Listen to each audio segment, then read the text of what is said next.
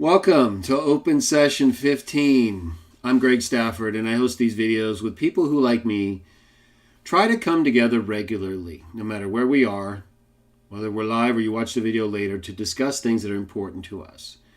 And when it comes to people like me, in terms of religion, I mean Christianity. We're Christian witnesses of Jah, a group within Christianity that tries to focus on three things: belief in the one God, the Father, Jah, 1 Corinthians 8:6, Revelation 19. We believe Jesus is the Messiah. That's why we're Christian in the first place. We believe that all the pre-Christian texts and evidence, whether it's datable to a time before Jesus was born or as part of the tradition that people don't believe Jesus was the Messiah, even if he was born, like the Jews, except as being earlier than the time Jesus was born. We point to that evidence. We see its application to Jesus in these ancient narratives about his life in ways that are a pretty unique fit and accompanied by all the other evidence that pre-existed his birth and that took place after he lived and died, including the things his followers did until the temple was destroyed and many of them died. But Christianity lived on, and it went through various periods and things that I'm going to talk about in other videos. But in tonight's show, I want to talk about how, like our third main belief, treating each other we want to be treated, the golden rule, we should treat each other when it comes to voting or politics or rulers of this world. Why should we be more conscious of treating others the way we would want to be treated when it comes to voting or politics or rulers of this world? Isn't this world controlled by Satan? Right? Isn't he the God of this world, according to 2 Corinthians 4:4? Doesn't Jesus refer to him as the ruler of this world, even though he, in that text, refers to him as being cast down? Doesn't Satan himself tell Jesus that he has authority over all the kingdoms of the earth? So why would we want to get involved with them at all, like with voting? Well, first, I want to point out, before we go to that text involving Jesus and Satan, and then we'll go to 2 Corinthians 4:4 and other texts. First, I want to point out that not every government on this earth allows its citizens to vote. And even some who do allow a vote, it's pretty well accepted outside of some of those nations. It's not a real vote. And I will admit that even in the United States, what we think of as a real vote may not be as real of a vote as we think. But I know it's more real of a vote than many other nations think. Because the leaders keep changing. The parties keep changing. People get upset. That's not the sign of too many fixed things. Some of them do seem fixed. There does appear to be fraud. I'm not talking about the voting or election or politics of the United States being like this standard or I think it may be the best in some ways, but it's not without faults. But I want to make it clear that when we're talking about a nation that, while it has faults, it has a better system in place for voting. That's not the case with most other major nations.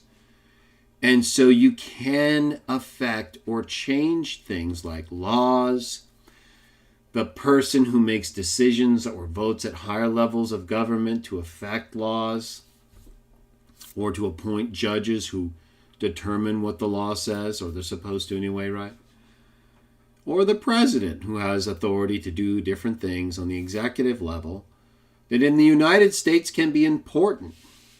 You can issue executive orders, you can do different things that can get us involved into wars, and appoint judges and things that on a human level make a difference. Now, as Christians, we look to God, I think everyone would agree. And so the question becomes, is it appropriate to look to anybody else to solve our problems, basically, right? Or make anything better? Anything. Is it Christian at all? Or at least not against what is taught to be Christian at all? To try to make things better by voting. Or getting involved in politics to try to pass laws or to appoint judges or to do anything like voting to help make things better for people. You, your neighbor, society as a whole, right? Like even talking about up to the presidential level, maybe potentially helping influence who may get us or not get us involved into a war. Is that Christian at all? Or is it at least not something Christians are told not to do? Well, I mentioned the account in Luke. Let's go there together first. I'm going to start in Luke chapter 4. I'm going to bring up the NWT. And of course, in large part, the people I'm talking to, or maybe most interested in what I'm talking about, are members of the Watchtower Society, a group that I'm very familiar with, of course. And so it comes up a lot because, as everyone knows, the Watchtower does not encourage or even will allow, right? If you're involved in politics or voting, if you vote and you openly state that out to people at the Watchtower meetings, or they find out and you're a baptized, active Jehovah's Witness with the Watchtower Society, correct me if I'm wrong, Watchtower members and associates, that would not work out, right? I mean, you would have to stop voting, and you could be disfellowshipped. So it's a big deal, right? It's like when they see me talking like I did in the last couple of videos when I was talking about Christians under President Joe Biden, or the do not judge things before it's due time until the Lord arrives, 1 Corinthians 4:5. Right? Some Watchtower people see that and, it really bothers them. And I understand. I do. Because it used to be something I felt similarly about. I can't say I really felt, I understood why people voted, kind of like now, but I just never really got into it. Like I said many times in the past, the issues that mainly came up when I was with the Watchtower were Trinity, NWT, prophecy, or a lot of those related issues, doctrinal stuff, faith and works, things like that. There was a lot of the extended activity and involvement with different groups out here in California. But, there were a lot of people in the military and involved with politics as well, where they would talk about being, involved with the country and all the things the country provides and that they as military people provide. And so this did come up a lot. So, naturally, of course, when you're with the Watchtower, you understand that the world has elements that are directly controlled by Satan in ways that you don't want to be involved with, right? So, like, obviously, anti-Christian things, right? Pornography, things that are, more excessive sexual and even abusive practices that would, basically mock God and stuff. Right? Things that wouldn't be consistent on any level, we kind of would attribute to more direct influence. Like, it may not be Satan himself, right, as we'll see in a moment, but it's just the overall allowance and activity of those who oppose or don't support God's arrangement. So what's this arrangement, and how exactly does it work together with people like the devil and God, like we read in this account in Luke 4? So I'll bring it up here, and let's take a look. Does it tell us that we shouldn't get involved to try to make anything better in ways that would make Christianity easier to practice, to teach others, proclaim God's name, and the coming of his Son, so that people get along easier and we're not oppressed in ways that could be done, and then some countries are done? Is it wrong to get involved with politics at all to try to affect those things? All right, no one's in this show or in any prior show trying to say you have to vote or you should do those things. But, when you think about treating others the way you want to be treated, if things would make it better for your neighbor in ways that you would want to have better if you were in a place and things weren't as good as they could be, if you voted a certain way and they were better. To what extent would you even do anything to make it better if you were allowed to do that by the existing authorities? No one's talking about breaking authority. We're talking about the authority that, according to Romans 13, that we'll get into later, is in place by God, God's arrangement. Okay, and so now we have Satan talking with Jesus here in Luke 4 about authority. How do those go together? Luke 4, verse 6, we'll read 6 through 8. And it says, and the devil said to him, he's talking to Jesus, I will give you, well, let's take a look. I'm sorry, I read verse 6. I said 4, and that's 6 through 8. So we're going to start in 4. I'm sorry, 5. These series of questions and things, I just want to make sure I get the exact right verse that starts with the kingdoms of the earth, which is 5. So starting in 5, it says, so he, the devil, brought him, Jesus, up and showed him, Jesus, all the kingdoms, all of them, of the inhabited earth in an instant of time. And the devil said to him, verse 6, I will give you all this authority of all the kingdoms and the glory of them, because, this is very important. It's all important, I know, but I'm going to highlight certain things after this account that will make this a little more important. I will give you all this authority and the glory of them because it has been delivered to me, and to whomever I wish to give it. You, therefore, talking to Jesus, this is the devil, if you do an act of worship before me, it will all be yours. So the devil here clearly makes it plain he's got authority over all the kingdoms of the earth and their glory, but that it's been given to him, right? Well, who gave it to him? We'll talk about it further in a moment. But the devil here says he has all the authority. Just like later after Jesus is resurrected, he's given all authority in heaven and on earth. Here, though, Jesus doesn't say he has that authority. The devil tells Jesus he has that authority. All the authority of all the kingdoms of the earth. He doesn't say of heaven, obviously, right? Jesus is later given that too. But he also says in Matthew 28, he has authority over the earth too. But not here. Not right now. That's later. Here, the devil has it all, right? He offers it to Jesus, the Messiah, before Jesus has fulfilled Jah's will, according to the prophecy where he would be bruised in the heel, Genesis 3:15, by this very serpent. But instead of bruising him in the heel right here, the serpent's trying to do something different, isn't he? He's trying to trick the Messiah or persuade him. Not every attack is as it seems, right? Look at Eve. Look at how the devil approached her. Look at how he got her to approach Adam. And here he is approaching the Son of God, whom he knew in heaven. And so, but he's not in heaven. He's now a man like Adam. And he got to Adam. And here he's getting to Jesus. He just didn't have anyone else the devil could go through in the way that he's going through to him here. And he offers him all these kingdoms, or at least the authority and the glory of them, right? And he admits that it was given to him, right? Because he knows Jesus knows.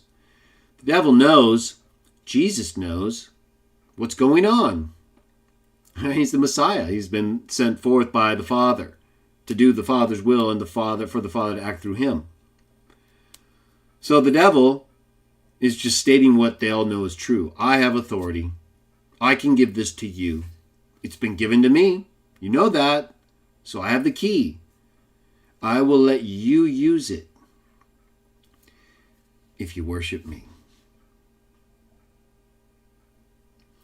What part of what the devil is doing here is bad or against God or non-Christian? Before we even get to the rest, you may have already read it, we know it. Before we read it together, what part of being offered all the authority of the kingdoms of the earth and their glory, if Jesus worships the devil, which of those three are bad? Like you shouldn't do it. You shouldn't take the authority of the kingdoms, and you shouldn't accept the glory that comes from those kingdoms. And you shouldn't or should worship the devil to get it. Which of those three are bad? Are they all bad? Is one worse than the other? Well, let's just look at them. All authority of the kings and kingdoms of the earth. Does not Proverbs 21:1 say that the heart of a king is as streams of water in Jehovah's hand, and to any direction he wants, he turns it? It does. Let's go there real quickly, and then we'll come right back here. But just to confirm the text that I just quoted, Proverbs 21, I have it down there, 21:1. It says right here, a king's heart is as streams of water in the hand of Jehovah. Everywhere that he delights, he turns it. So, obviously we know Jehovah has all authority. And only Jehovah, which he did in Genesis 3, can give the devil authority over anything. Does not Jesus tell Pilate in John 19 he would have no authority at all? The one who could let him go or execute him? He tells that person he would have no authority if it wasn't given to him from above. Because it's Jehovah, it's Jehovah, who no matter what is going to turn the people's heart the way he wants it, or let it continue if that's what he wants it, how he wants it. So there's nothing wrong with being given all authority of the kingdoms of the earth. Even Joseph in Egypt was put over everything, even basically Pharaoh, right? He was the highest in the land. You want an Old Testament text, an example, Watchtower people? You like to use the birthdays and the heads being cut off in the New Testament and Old, or just the bad things in the Old. And of course you have John the New, but that doesn't define what a birthday and what people can do. It's just what they did. That doesn't make the birthday bad. But you use Old Testament text for stuff like that. So we have an example in Joseph clearly taking and being appointed through Jehovah's influence to a political position in Egypt with a lot of different gods and ways that weren't exactly what Jah wanted, right? Obviously, he brought the people out of there because of their mistreatment. But he also brought them in there and appointed those people at times when it was according to his will, just like we read here. So why couldn't that be true in another place and time where a ruler is allowed to be in a position where they can make it better for people who do Jah's will? There's nothing that says that's bad. Examples like Joseph that shows that's good. That Jehovah actually controls the heart of a king, even though he allows people like Satan to have all authority to give to whatever king he wants, right? Like to Jesus. Let's go back to it. Luke chapter 4. What does he say? Right? He's talking to Jesus and he says right here, I'll give you all this authority and the glory of them because it's been given to me and to whomever. Right? That's why he's given it to Jesus. He can give it to Caesar. He can give it to Jesus. He can give it to Pharaoh. But if Jehovah says, I want Joseph here, that's where it's going to go. Right? If Jesus has all authority over the kingdoms of the earth, he can do that as well because his Father's already doing it. So doing it through his Son wouldn't necessarily be much of a change now, would it? the glory of them would be appropriate for the Son because he's the sent forth one, just like he argues with the Jews in John 10 that it's more appropriate for him to be called a God than it is for the Father's other sons, whom he calls gods in Psalm 82, just like the devil is called the God of this age in 2 Corinthians 4:4.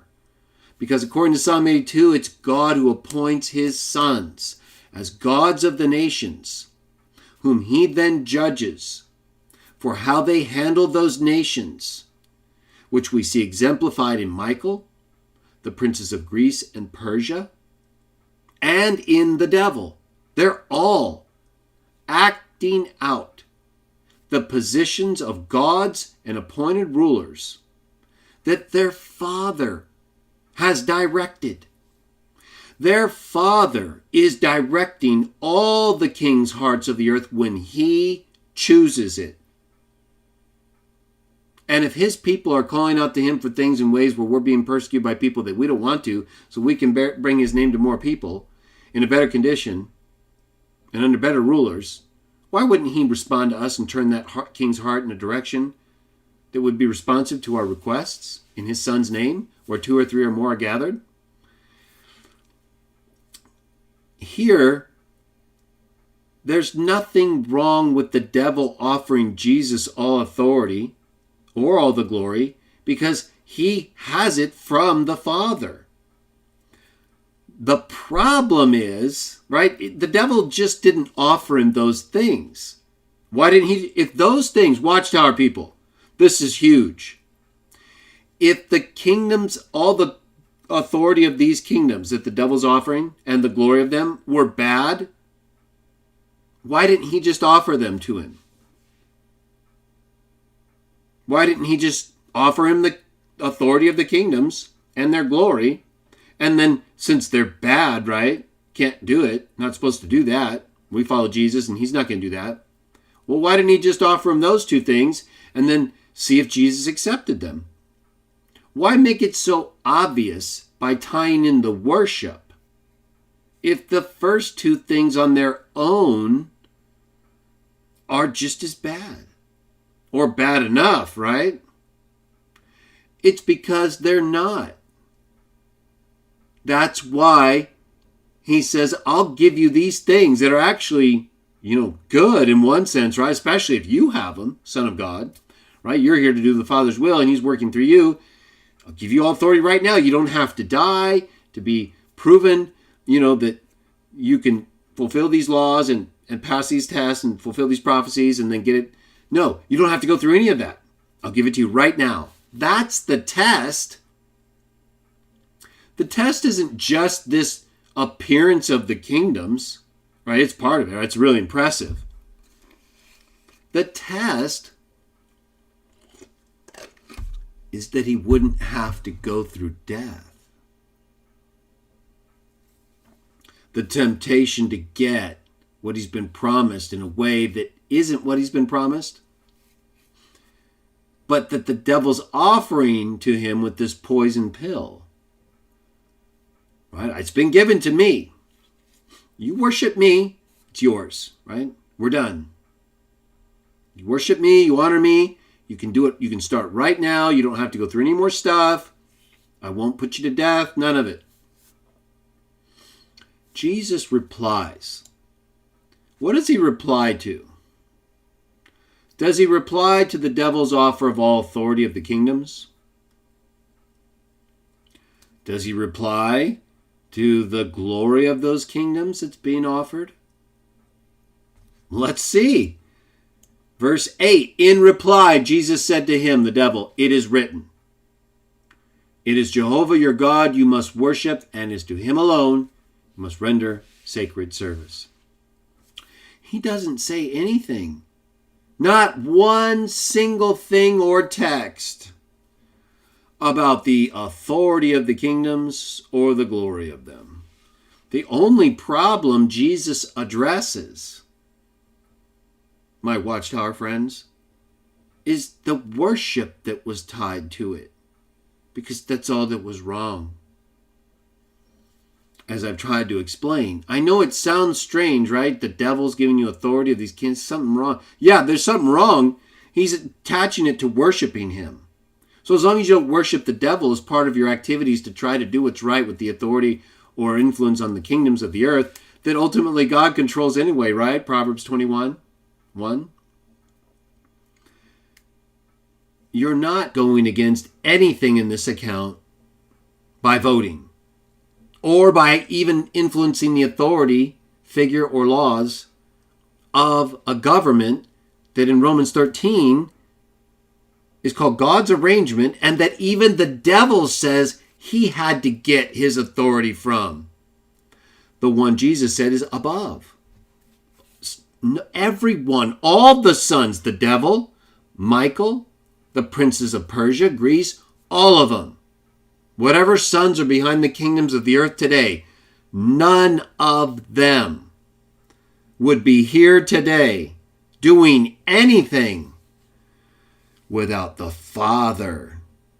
The Father is letting it all happen. He's in control of anything he wants to. He allows people to do what he wants them to do. And if they don't do what he wants them to do, he directs them. Or he protects them. Or he rejects them. Don't worry so much about the authority of the devil. It's given to him. And it says nothing about helping other people or trying to better your society or get someone in a position of authority who might choose things beneficial to us as a society, as a religion, as individuals, our neighbors, our world. None of that is included in any of this which Jesus rejects. If you disagree, go ahead and put it in the chat or in the comments. But I wanted to go over this text because it seemed like some of you might disagree with me because of this account involving all the authority of the kingdoms of the earth and their glory. But it didn't seem like you were as worried about the worship part. That's really the whole story, isn't it? And that's the big deal. That's the problem. No one is suggesting you do anything like that, and we would tell you not to. But that doesn't say you can't try to help things that would be a good thing and have nothing to do with worshiping the devil. Right? So these gods are given authority to serve as gods, rulers over the nations of the earth, or even in Satan's case, over the whole earth, because of what took place. And even Satan, like you see here, can give that authority away, right? He can even not only give it to rulers, it looks like, according to Revelation anyway, right? He gives it to the wild beast. He gives up, it looks like he gives up his authority to a spiritual force of some kind. Or maybe it's to a particular ruler. But either way, the wild beast in Revelation, to whom Satan gives his authority, does what? That particular wild beast attacks Christians. Right? The devil's using it to put Christians under compulsion to do things that would put them at odds with the Messiah, with the Son of God.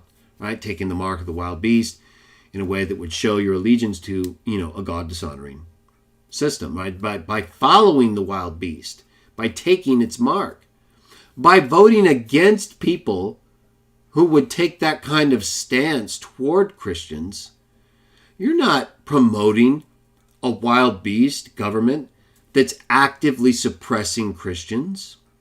That's not happening here in the United States where voting is allowed in a meaningful sense. Right? That might be happening in certain communist regimes where they suppress everything, right? They put you under compulsion.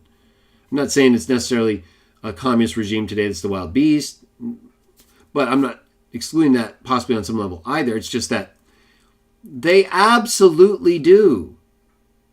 The United States does not do that. Not yet. It's not putting people under compulsion and forcing us to take a mark to submit to a wild beast system that's at odds with God.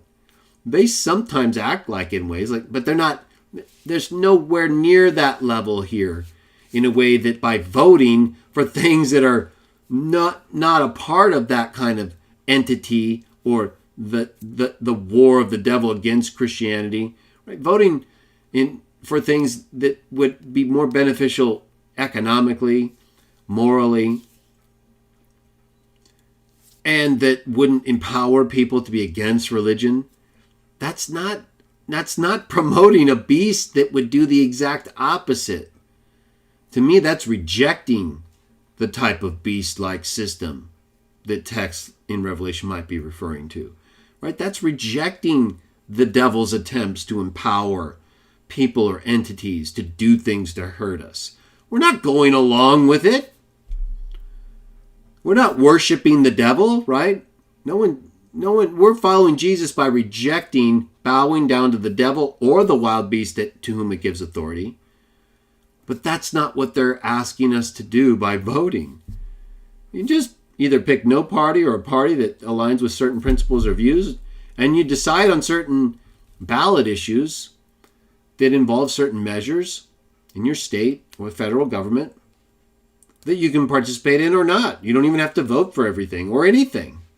But to say you don't have the right as a Christian, when you have the right in this system that isn't like the beast that Satan empowers to totally oppress us so we have no influence on the system, that's not the connections that would have to be made to show that we're doing those kinds of things just aren't there. And this account is one of those examples that shows it, right? A lot of Watchtower people look at this account and it's just like, how could you be a part of the kingdoms of the earth, right? Satan's handing him over. Yeah, but he's attaching it to worshiping him. Just like the wild beast is attaching, buying and selling with worshiping it and its image. That's not what we're talking about by voting. We're talking about just the opposite. Trying to stop those kinds of things or delay them, or at least show we don't support them. Right? We don't have to believe that they're going to not happen. We know they're going to happen, but do we have to make it so easy for these oppressing elements to make it hard on us? When these very elements that God empowers his sons to put in place, and so hence, like Romans says, they're his arrangement, right? Even the devil said, I was given it. Jesus said that Pilate was given it. They all know.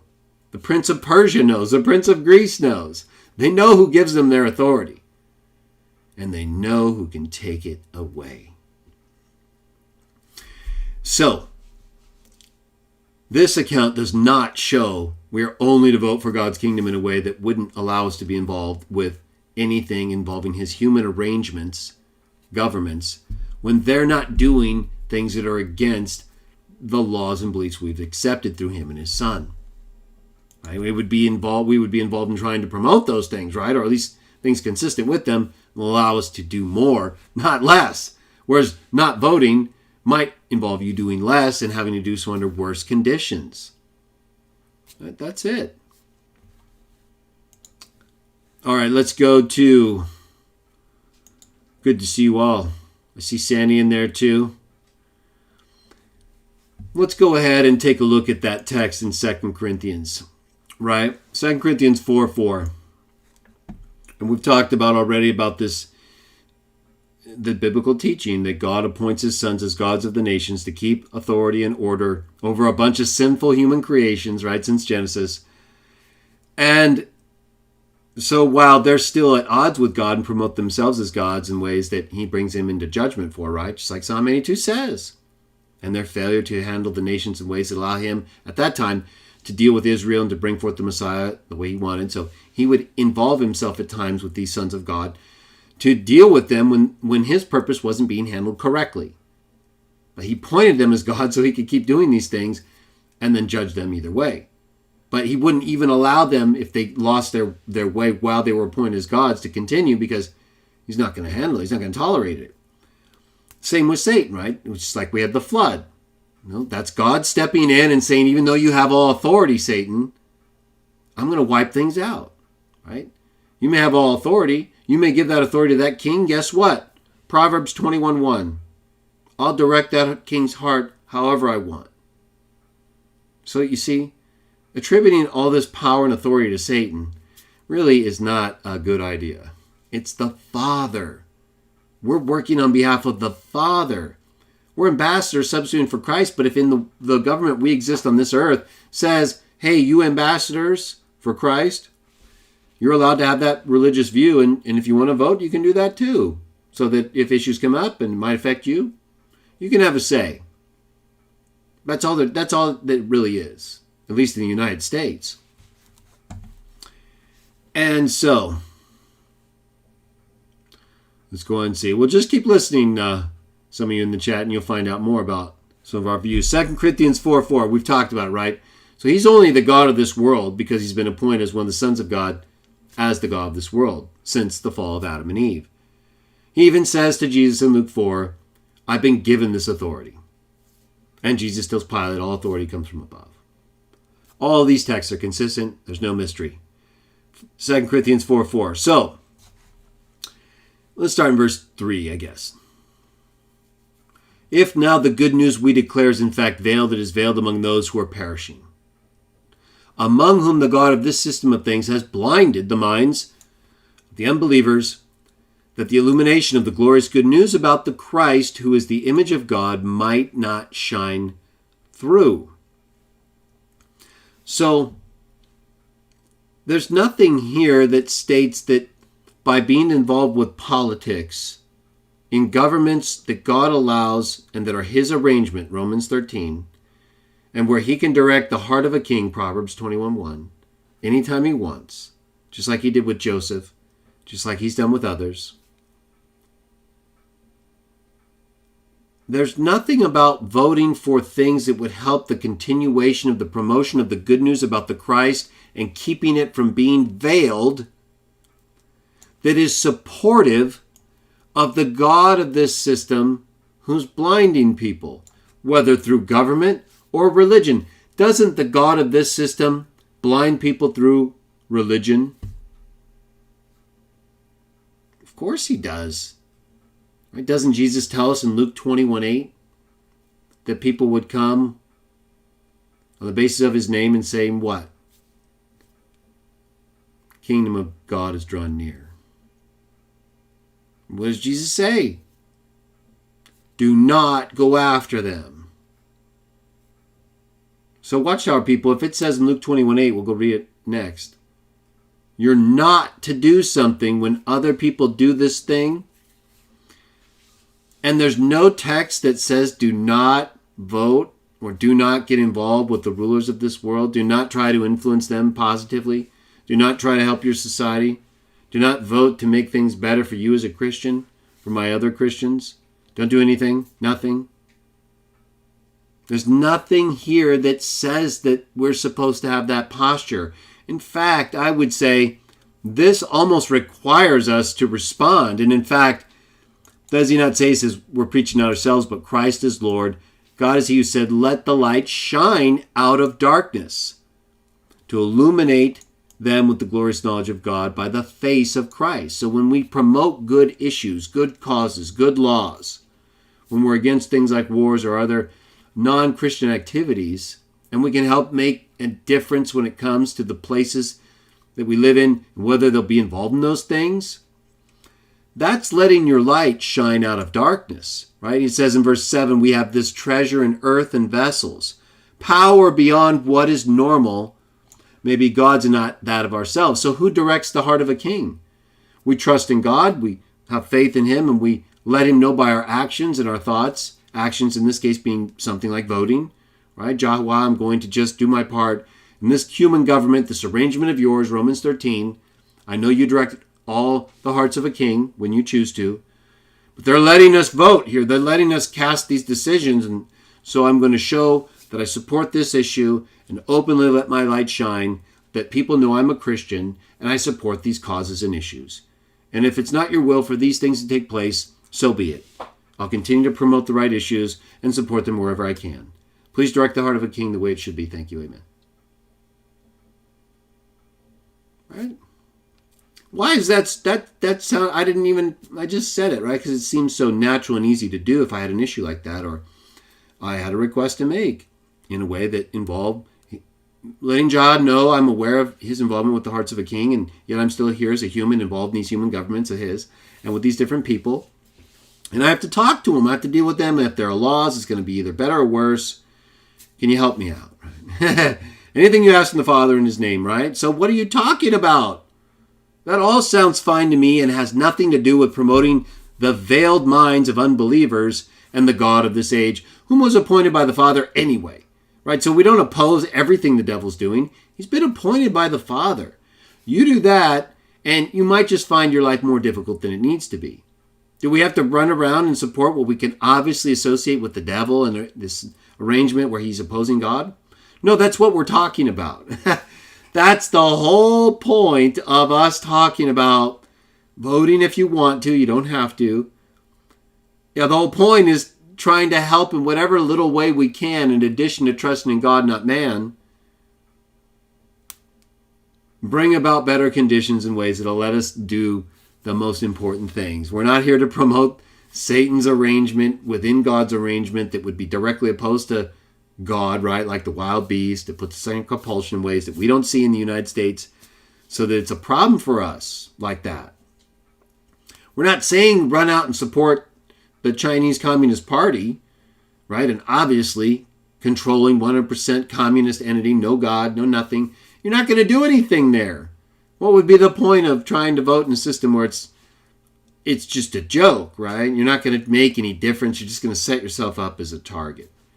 We're not there yet.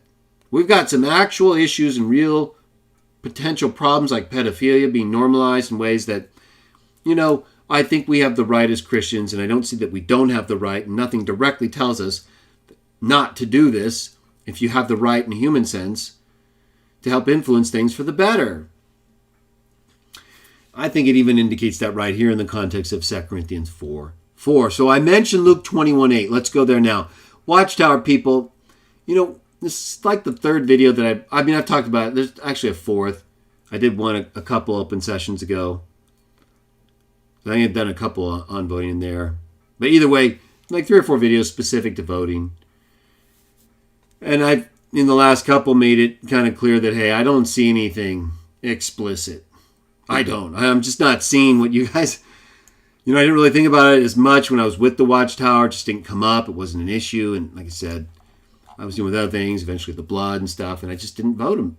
So it didn't come up. But now, it's come up, especially with this pedophilia, and then in other ways, just not us having those constraints that you guys do, or the Watchtower says you do. Either way, you allow it or not, and so it's either scriptural or not. We get it.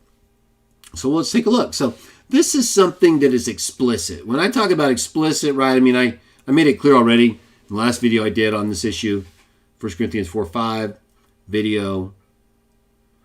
There are 3 things are explicit, right? One God the Father, 1 Corinthians 8:6, Jah, Revelation 19, all the Old Testament texts, Jesus the Messiah, Golden Rule. So here's something explicit in a negative, right? So if you're saying no voting, don't get involved in politics at all. If you're a Christian, that's being part of the world or part of Satan's, system and stuff. There's nothing that specifically highlights voting or connects to voting and says, do not do this because of those things, because of Satan, because of the authority he has, and because of him being God of this world. I've already explained all those things relative to the Father, how he ultimately has all authority anyway, but he allows these things to occur, and even people like Satan and other rulers to have their position. But that it's not going to change anything if he chooses to change a king's heart's condition. But when we talk about explicit negativity or don't do this, or a text that would say not to vote, or anything that would, without using the word, even explicitly apply to the process, I'd allow for that. Look at Luke 21:8. Right? He says, this is Jesus talking, Watchtower people. He says, look out, you're not misled. Many will come on the basis of my name, saying, I am he. Which in Matthew it says, I am the Christ. Right? So here stands for the predicate Christ. So people would come and basically claim to be the Messiah, in some sense, directly, or maybe not as explicitly, but in, like we'll say with the Watchtower, right? They don't say they're the Messiah, But they do say you have to come to them. If you're not with them, you're done, right? If you haven't grabbed onto their coattails, if you're not a part of their group, you're cut off. That's salvation, right? That's the Messiah. It's that same level. Whether they're explicitly saying that they're the Messiah or not, they're the brothers of Christ in the way that make them almost the same, if not the same in that way. But look at the last part. These people that he says not to be misled by, and it would come on the basis of his name saying basically they're the Messiah, would also say the due time has approached. In other words, the end is near, right? The due time has come. What does he say right here? This is what I'm talking about by an explicit negative statement. Do not go after them. Who's them? Well, we already talked about, how they could be people who claim to be the Messiah, right? So you could say, well, they don't claim to be the Messiah, Greg, or the Christ. Okay, fine. What about this? You can't deny that. You can't, you can try. I dare you. And I don't want you to have to do that, but trust me, they've done this. Like for a long time. Even though Paul says in his letter to the Thessalonians, you're not supposed to be right about that stuff. It'll come as a thief in the night. Here, Jesus says the people who would come to mislead you would say the due time is approached. And when that happens, Watchtower people, do not, explicit, go after them. You don't have anything anywhere near this when it comes to voting or the process of voting. You at best have some unbearable connections like we've been talking about with Luke 4, 2 Corinthians 4, connections that won't be sustainable between these references to Satan as the God of this world or having all authority, even though we've shown those are qualified by God, appointing his sons as gods and giving them authority. Those connections aren't going to hold, and they're nowhere near this, right? You do this. You go against this all the time by continuing to promote the very people he has in mind because they're saying the exact same things he said they would say. Prophecy fulfilled, Benzie Roy. Ha ha! You keep going after them. I know it's easy at some point to go after them because they come after you and they're easy to join and they just, we've all gone after people in ways where we've not been as prepared for these things. No problem there. But you keep doing it. And then you give us grief when we're just, at times maybe, right? A lot of us don't vote. It's not like a requirement or anything. We just don't burden people. We're not here to burden people unnecessarily. And we see you burdening us about voting is unnecessary because it doesn't say not to do it. And there's good things that we can do by doing it. And it's not supporting Satan's arrangement. That's not God's arrangement because everything is God's arrangement. And he's the one who influences everything ultimately. And we follow him. And he's in us, who's greater than he who's in the world. So, we should have faith in him and let our light shine in the world to the extent that we can. But we don't have anything like this that says don't vote or don't get involved in the process that would be any way better in your society because it's all bad, right? No, it's actually all set up by God to keep us alive because we're bad. Everything that's allowed to take place, the sons of God being gods, the sons of God having authority over the nations, all of it, it's the Father letting continue to keep us alive, first so the Messiah could be born, and now so we can survive through faith in him. It's the Father. It's always been the Father, and it always will be. Just ask the Son. Sent forth one, and he says right here, do not go after them.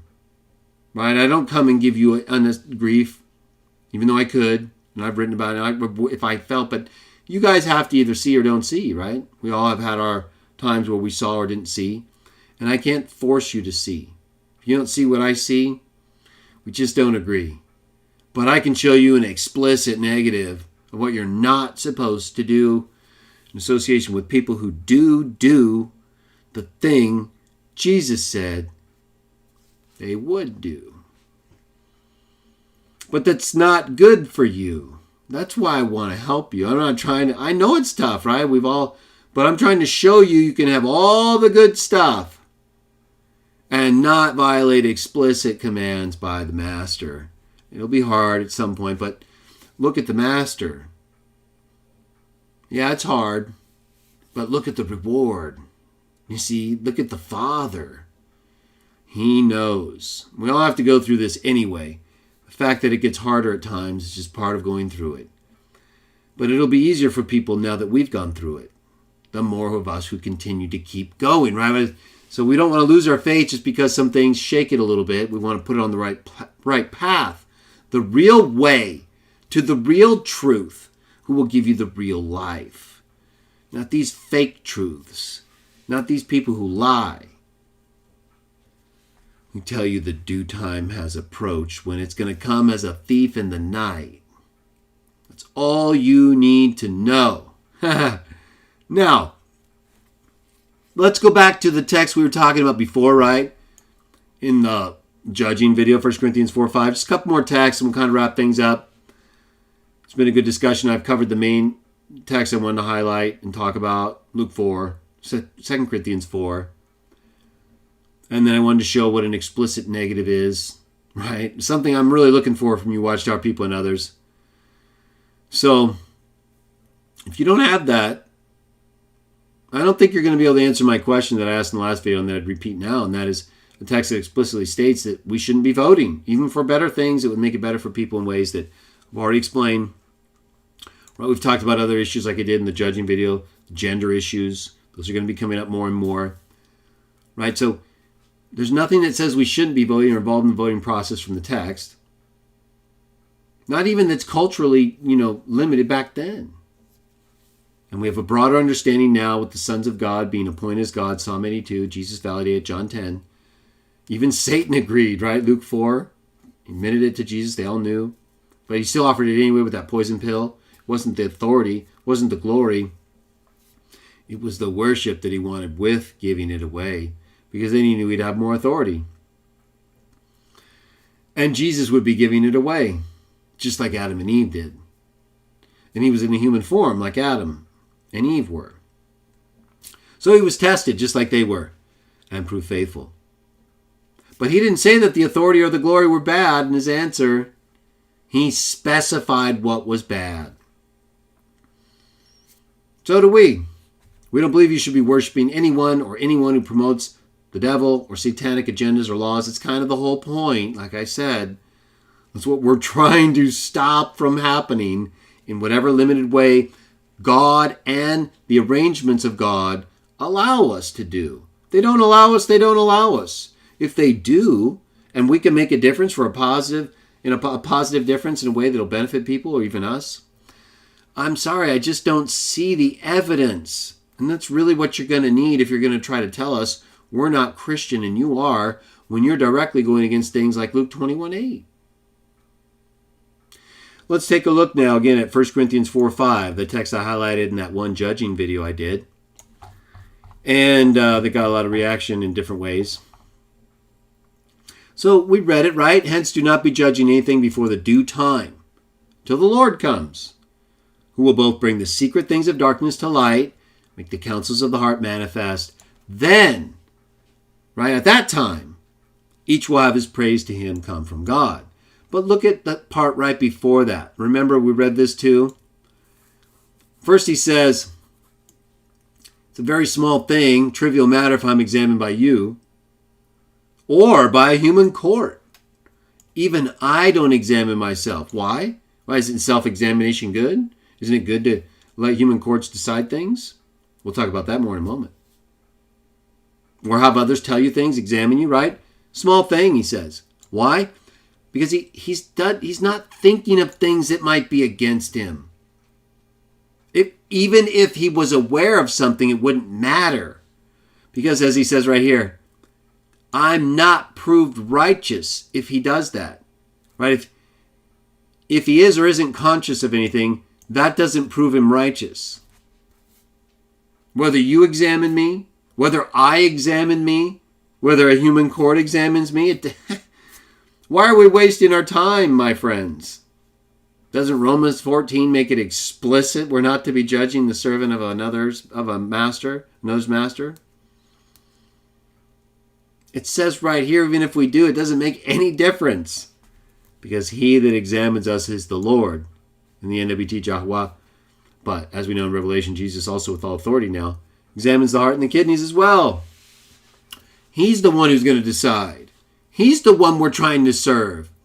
Stop interfering with other people who are trying to serve. If we're trying to serve and we're not requiring you to do certain things, but we do certain things that you don't do, and you don't have a text that explicitly says you're not to do this, can you leave us alone? Can you leave Christians alone? Can you stop adding further burdens to people? We're just trying to get along with as many people as we can without burdening them, without them burdening us, and, hoping that we're doing the Master's will. That's all we're trying to do, right? If we make a really bad misstep or an obvious thing and you got the do not do text ready, great. But we don't want to offend the Master. But we think maybe you could be offending the Master and interfering with the Master's work through us. When you interfere and don't have a text that says, do not go here, do not do this, join us, right? You don't have those kinds of things in the ways that you apply them to these subjects. And then when we do have texts, like I quote in Luke 21:8, that tell you not to do the things that you are doing to the people who are doing the things you're not supposed to be following if they do them. It doesn't really add much weight. Even if you found a text that we're somehow all missing that explicitly says we're not to be voting. I mean, you'd lose credibility, and we'd still try to take it seriously, hopefully. But, you need to first get the wood out of your eye, do you not? Does Jesus not teach us that in Matthew? Then you get the splinter out of other people's eye. It looks like you guys might have a big piece of wood on this following people who keep telling you the end is near type thing. Because it says don't go after them. And even if we have a splinter in our eye from voting, there's no real text that says don't do this stuff, but comparatively to the do not go after them, right? Seems like you guys have a bigger piece in your eye. Either way, we want to know if we have a piece of wood in our eye.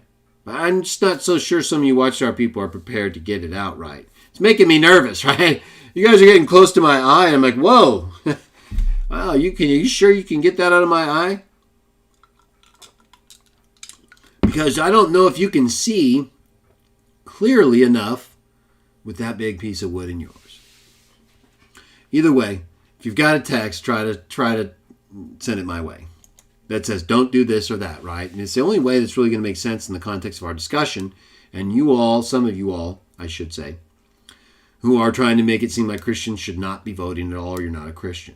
Right? There's no sense in which you can participate in these governmental issues or politics and be a Christian. And the evidence does not support that in the Bible. None of it does. So let's take a look now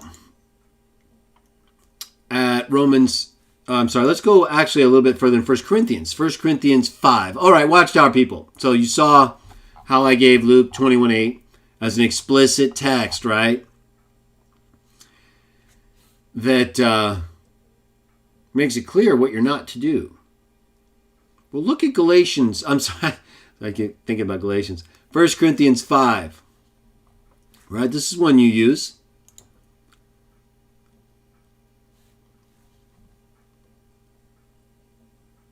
I know, Betsy. I can see it, and I know what you're agreeing with. I'm kind of letting the chat go, but I see what's going on. It's okay. People can disagree. As long as you're not, causing a major disruption, you're allowed not to have our view and state your case, and that's fine. But in any case, in this text, look at 1 Corinthians 5, verse 11. But now I'm writing you to quit mixing in company with anyone called a brother, that is a fornicator, which in this is porneia. Fornication, I'm going to do a whole separate show on it. It's not hetero. We're not talking about hetero when we're talking about fornication. There might be certain circumstances. We're talking about pornography type stuff, like abusive, excessive sexual relations that aren't befitting a person of God. Not even just one woman, right? We'll talk about all that together in another show, but I'm just pointing out a lot of people misunderstand what fornication and fornicator involves. It's an excessive pornographic sexual involvement. It's also anal, right? The homo stuff. But we'll talk about another show. So quit mixed. If you're a brother, or if he's writing to Corinthian brothers, right? If there's someone who's called a brother and they're doing these things, right? Involved in pornography, they're a greedy person, idolater, a reviler, a drunkard, an extortioner, you're not to eat with such a man. And then he says in verse 12, for what do I have to do with judging those outside? Do you not judge those inside while God judges those outside? Remove the wicked man from among yourselves.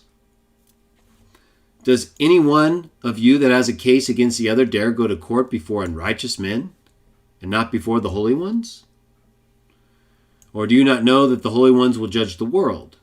And if the world is to be judged by you, are you unfit to try very trivial matters? Do you not know that we shall all judge angels? He's not talking about judging in the sense of 1 Corinthians 4:5 of not judging anything before its due time. He's talking about settling, right? Deciding things, judging in that sense of disputes between brothers. Right? First he talks about not mixing in company with anyone who does that. But then he talks about, so he's judging these people is the whole point. He's talking about other Christians.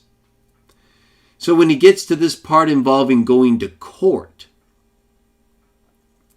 he's talking about brothers taking other brothers to court, or sisters, right? Christians. And then he says, if then you do have matters of this life to be tried, is it the men look down upon the congregation that you're putting in as judges? Right? Is it even you're going to people of the world, or you're not putting in the right people even in the congregation? So he's going, I'm speaking to move you to shame. There's not one wise among you that's able to judge between his brothers. Brother goes to court with brother, and that before unbelievers? Really then, it means altogether a defeat for you that you are having lawsuits with one another. Why not just let yourselves be wronged? Why do you not rather let yourselves be defrauded? Do you Watchtower people agree with all that in terms of you don't take each other to court over anything? I mean, Paul really speaks against it here, does he not? And yet I don't believe that it's completely against the society to go to court to resolve a dispute you have with a brother. Here it kind of sounds like you're not, I mean, he pretty much says it's a defeat for your right. He doesn't say you're not to do it. But he does say let yourselves be wronged rather than do it. So it's much closer than anything involving voting, is what I'm getting at. What Paul talks about here in terms of going to court to settle a dispute, right? Human governments, the judiciary. He says you should settle it among yourselves before going to them, right? Your brothers, right? They're unbelievers. But he's not saying you wouldn't go to court against a non-believer, right? He's not saying don't do that, right? Because a non-believer might not work it out with you like a brother should. So he's not saying the judiciary is bad to go to. He's specifically talking about, as I read here, anyone called a brother. And then he differentiates between those outside and those inside. And he says, God will take care of those outside.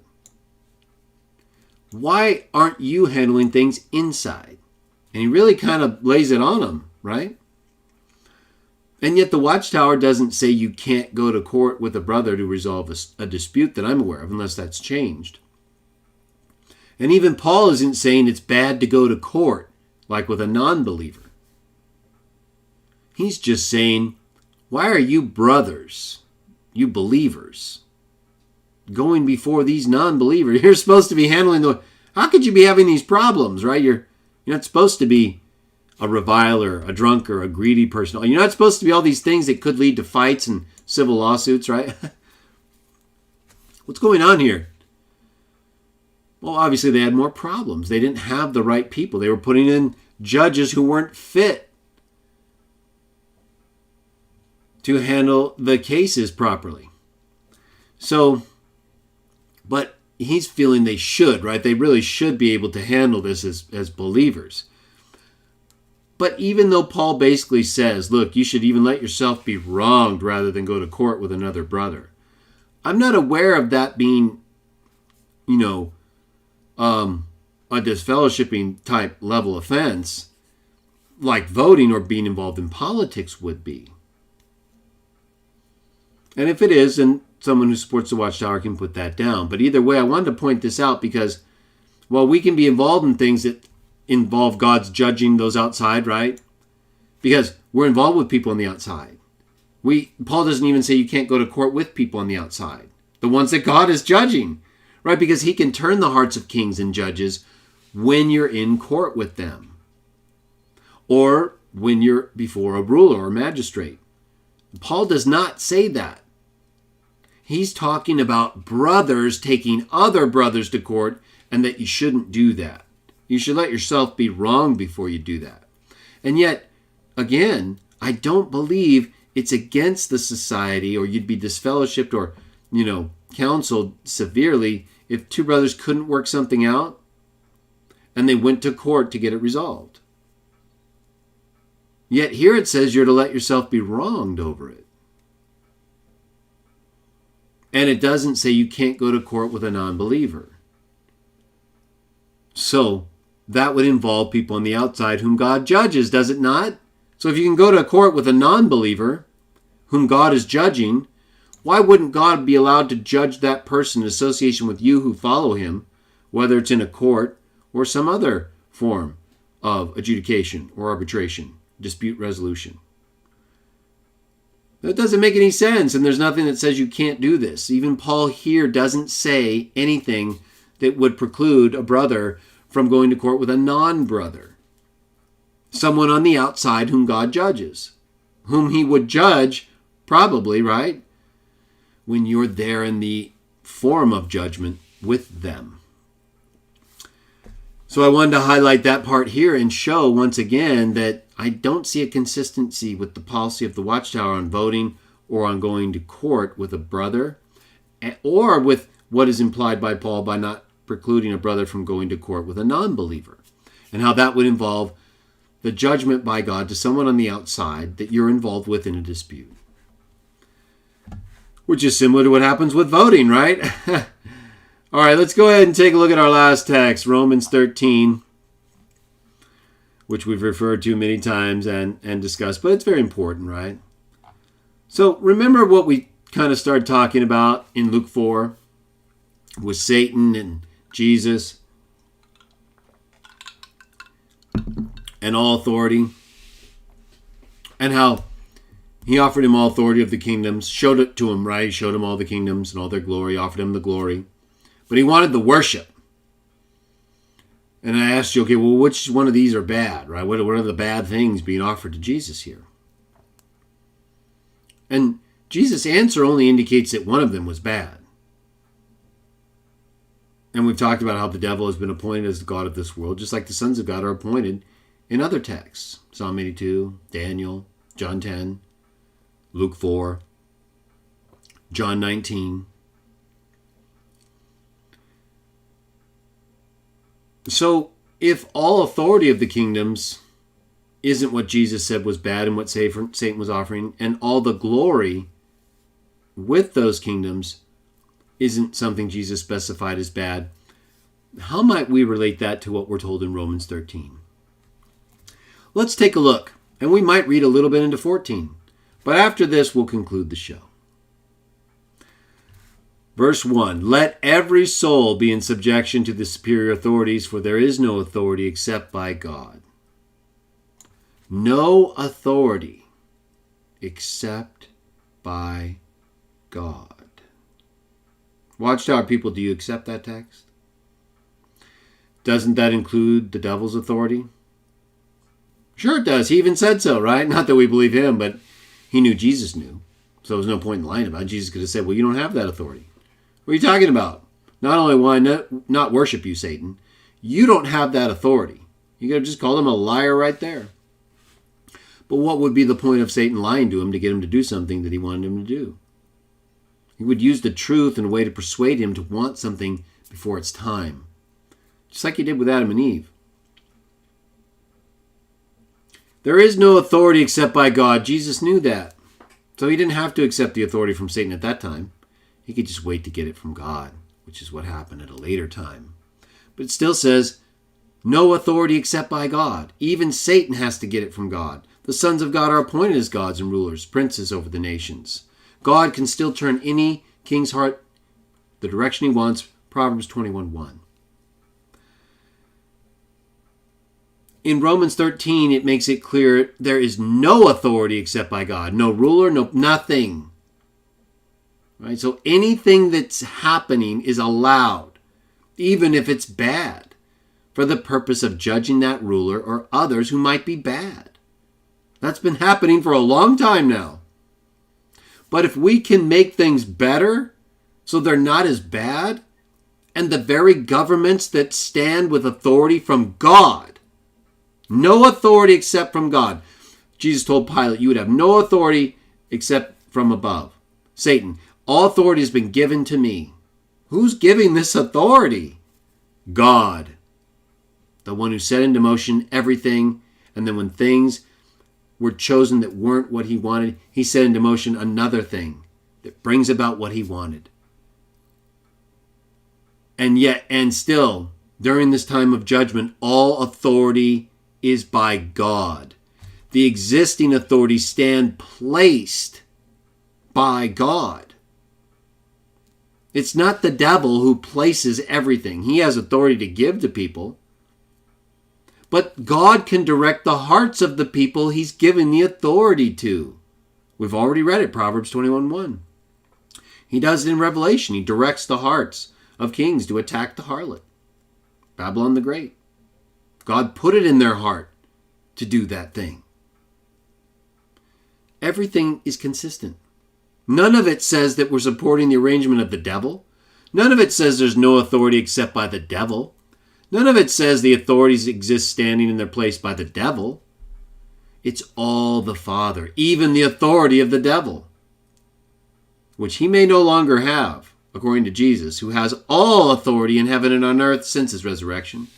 So how could the devil have more authority than him? He just has whatever authority he has left that's allowed to be given to him now that the Son has defeated him. He's just being allowed to finish things off for the purposes of God and the Son. That's it.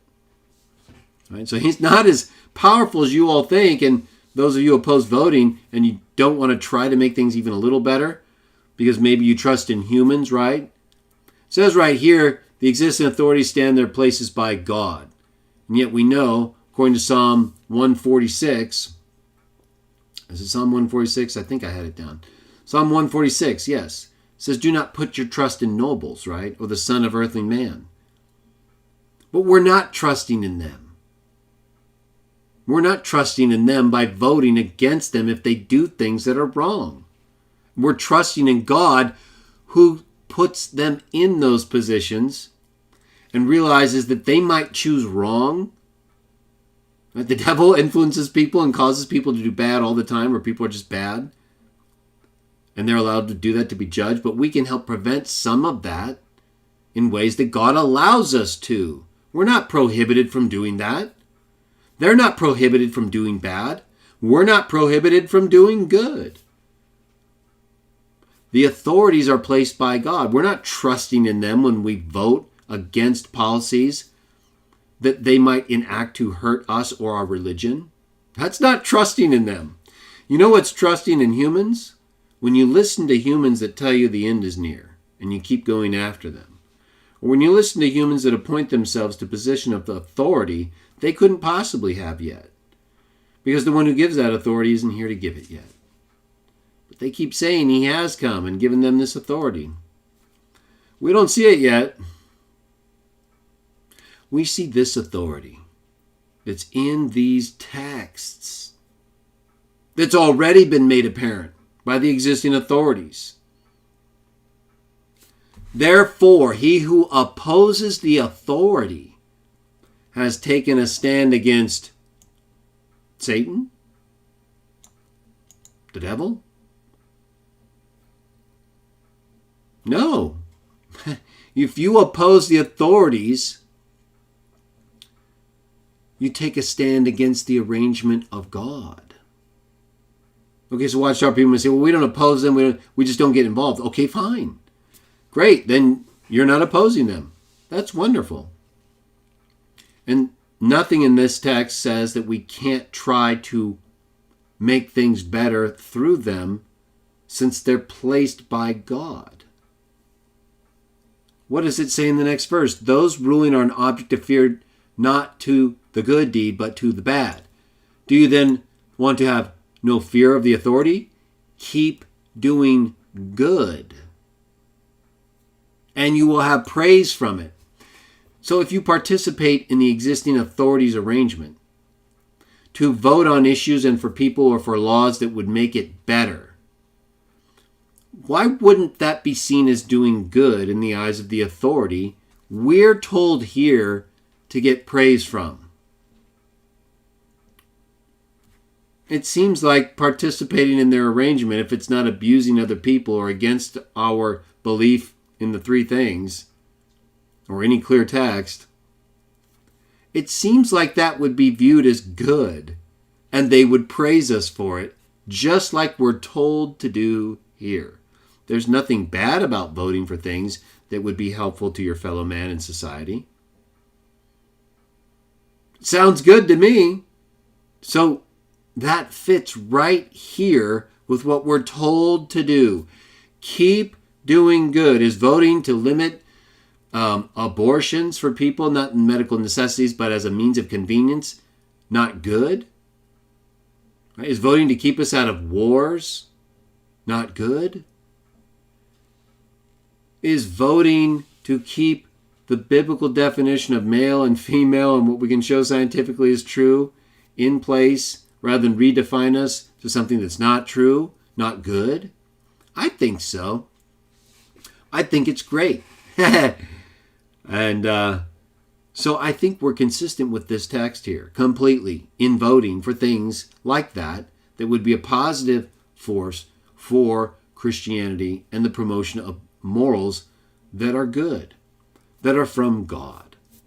It even refers to the governments as God's minister, right? Who's giving them authority? It's God. Everyone serves God, even the devil, right? He has no choice. He can't just freak out and try to destroy everything. It doesn't work like that. It's not what he's trying to do. Right? This is like a big deal. These are serious beings and rulers in ways that we see represented through these human entities and things. And they're allowed to do this. They're appointed to do it by God, the Father. And he's just tolerating us all and dealing with us in our imperfect state. And he's using his sons to do it. Even the wicked one. More so back then than since Jesus' resurrection. But nonetheless, right? All the way to the end, the wicked one will be involved. Because God's allowing him to be involved. So pretending like everything that's happening is somehow connected with the devil is nonsensical. It's directly against these texts. It all has to do with God. That's what you need to see, because that's what we're taught. And then it says there is therefore compelling reason to be in subjection. He talks about paying taxes, render all their dues to him that calls for the tax, the tribute, right? The fear, the honor. Right? Remember when Jesus was offered all the authority of the kingdoms and their glory? Their glory, right? The honor, the tribute, everything that comes with it. If they want it, they want to be given honor and glory, right? There's nothing wrong with that, right? Jesus couldn't give the devil worship, right? But he could acknowledge the glory of the kingdoms. We're told to do it right here. If they call for honor and tribute, that's giving them glory. That's recognizing their authority as God's servant to punish the bad and to praise the good. Does that mean we support every bad ruler, every bad law and policy? Of course not. What would make anyone think that? That's the whole point, as I've been saying, about voting if you choose to do it. To try to stop people like that from doing bad, right? To try to keep the devil from enacting laws through different people or things that might in ways keep us from being as effective in the things that we have to say. So I wanted to bring these things up and highlight them for you because I know these issues become important for us all. They were important for them too. But like Paul goes on to write in Romans 14, since we're already here, he talks about different things that we eat, right? He's already talked about the governments right here and how we're to keep doing good, get praise from it. And we don't see a problem with voting if you choose to for things that are good to help get praise from it. Participating in the governmental arrangement, they're going to like that. If it's not compromising the beliefs of the text explicitly, right? We have examples like Joseph, of people in authority in government who did God's will. So we have examples. We have nothing telling us we can't do those things. And we still don't require you to do those things. We just think you should follow the golden rule. If you think you can follow the golden rule and help people through different issues involved with voting or politics, we don't see any problem with it. Romans 14 also states, in addition to things like with eating and certain days, right, and whether we observe them, that we do it to Jah, not to humans, right? He goes on to talk about how we don't live for ourselves, but we live for God and the Messiah. Or we die for God and the Messiah. And so he says, then why do you judge your brother? Why do you look down on your brother? We will all stand before the judgment seat of God, the one who appointed all those rulers, or who let others appoint them, but from whom all authority to be appointed comes. Or when the time comes for that ruler to make a decision, if Jehovah decides in his own mind or in response to people who cry out based on certain conditions to change that king or ruler's heart, we already know that's what the Bible teaches, explicitly. Just like it teaches we're not to judge each other. Just like 1 Corinthians 4:5, the text I highlighted previously in this video and in another show. We're not supposed to be judging things before the due time. And that due time is when the Lord arrives. When it says, as even here, each one will render an account for himself to God. So do not be judging one another any longer. Make your decision not to put a stumbling block before anyone. If you don't have a text that tells me I'm not to do something, don't put a block in my way. I'm just trying to teach what the texts say. I'm trying to help people be unburdened by traditions, whether they're from different Christian religions or the Watchtower. If they're not biblical, they're traditions that may invalidate it. And if you're trying to tell someone like me or others that we're condemned because we try to make things better by voting, there's no text that says that. And there are texts that directly tell you not to be stumbling people, not to be putting a further burden on people, but to be doing good so that you get praise from people, even the governments, right? It says that explicitly in the text we just read, Romans 13, that God appointed. There's no authority except by God. They're his servant. You should be trying to get praise from the governments, not opposing them. You oppose them, you oppose God. Right? Some of you Watchtower people, it sounds like you think all the governments represent Satan in a way that if you in any way try to affect them for a positive change, you're somehow a part of Satan's system in a way that promotes his ideology against God. That's not true. Everything is from God. The authority on the earth is all from God, whether it's through Satan or any of the other sons of God, whether it's through this government or that government, through this king or that king. It's all allowed or directed by God. So we're in no way participating in Satan's arrangement. None of the texts we reviewed, including Luke 4 and 2 Corinthians 4, explicitly taught that or even implied it. And what they actually taught showed, based on Jesus' reply to Satan, that only rejected the worship he connected to all the authority and the glory of the kingdoms.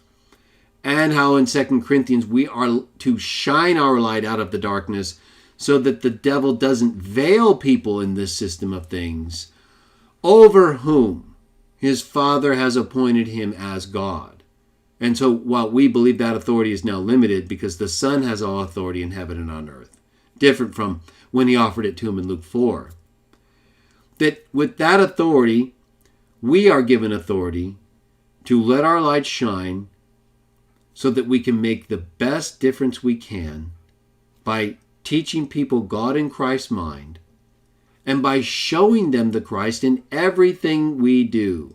And we don't see anything that tells us that we can't be voting on different issues or laws or for people that we think might make things better for us, better for you, and better for the entire world.